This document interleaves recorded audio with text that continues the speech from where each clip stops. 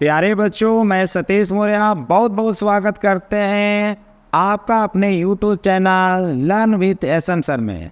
आज की वीडियो में हम क्लास 10th की मैथमेटिक्स दो चर में रैखिक समीकरण को हल करने बताऊंगा, जिसमें कि आप जानते हैं रैखिक समीकरण को 3 विधियों से बच्चों हल करते हैं। पहला जो विधि है वो प्रतिस्थापन विधि, दूसरा जो विधि है बच्चों विलोपन विधि के नाम से जाना जाता है, तीसरा जो विधि है उसको वज्रगुणन विधि के नाम से जाना जाता है बच्चों।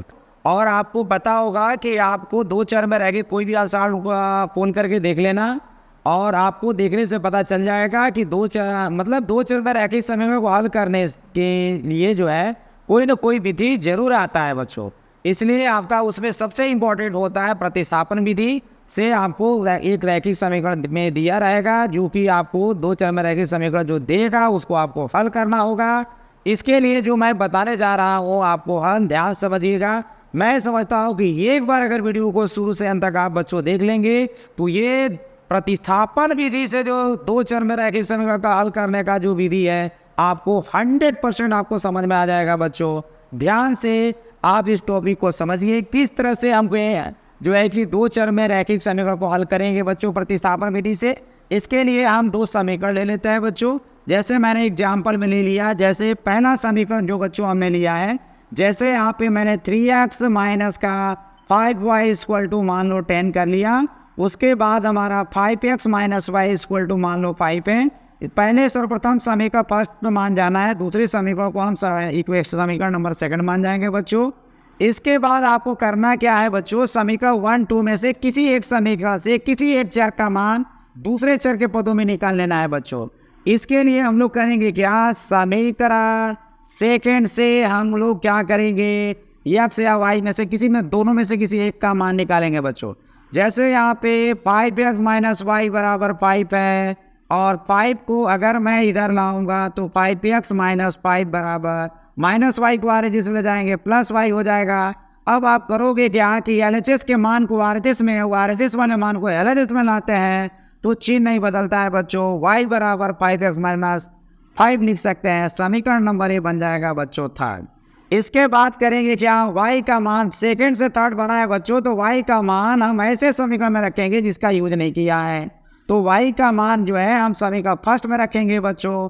यहाँ पे लिखेंगे y का मान समीकरण फर्स्ट में रखने पर, जैसे ही फर्स्ट में रखेंगे बच्चों y का मान, चलिए रखते हैं, ये हो जाएगा 3x माइनस 5, y के जगह पे 5x माइनस 5 लिखेंगे और इक्वल टू 10।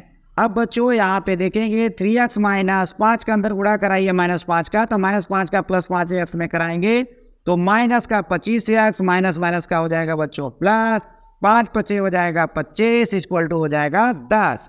अब क्या करिए बच्चों, बहुत ही इजी सा टॉपिक है आगे। यहाँ सजाती पद जो आपका है 3x माइनस 25x, तो 25x में से 3x को आप घटाओगे बच्चों तो पाओगे कितना, माइनस 23x।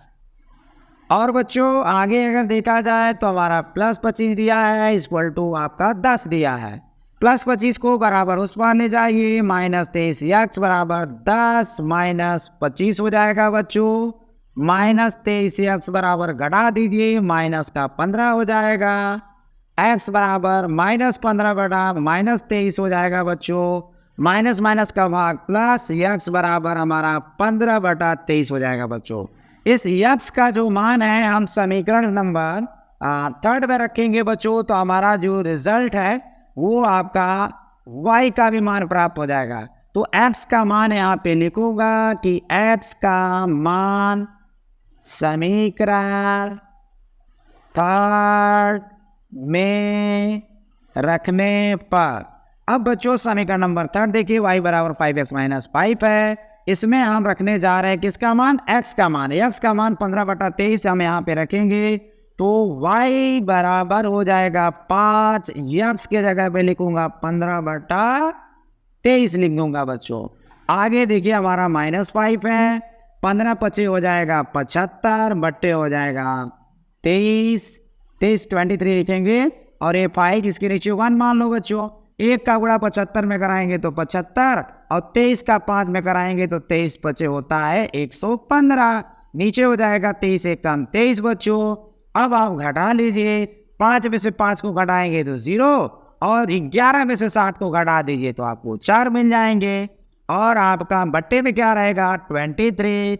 और कौन बड़ा है भाई 115 वाला, तो इसके सामने का जो चिन्ह है बच्चों माइनस लगा देंगे, इस तरह से y का मान मिल जाएगा।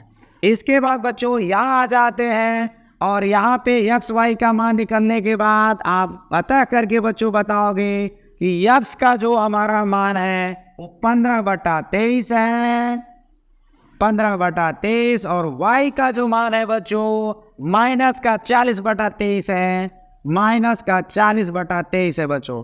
इस तरह से प्रतिस्थापन विधि से दो चरों में रैखिक समीकरण का हल हो जाता है बच्चों।